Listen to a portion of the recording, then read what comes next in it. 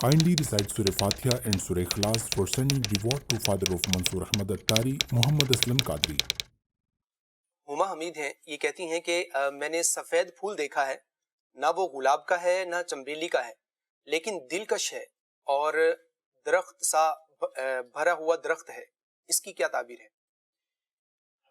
خاص پھول نہیں انہوں نے بیان کیا، ایک جنرل پھول جو ہے وہ سفید رنگ کا ہے صحیح. اور درخت ہے، بھرا ہوا ہے.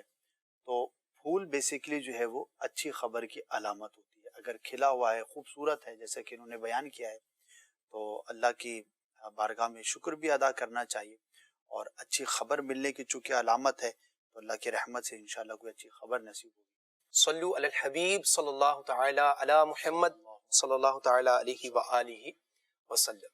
عطا ہو خواب میں دیدار مصطفیٰ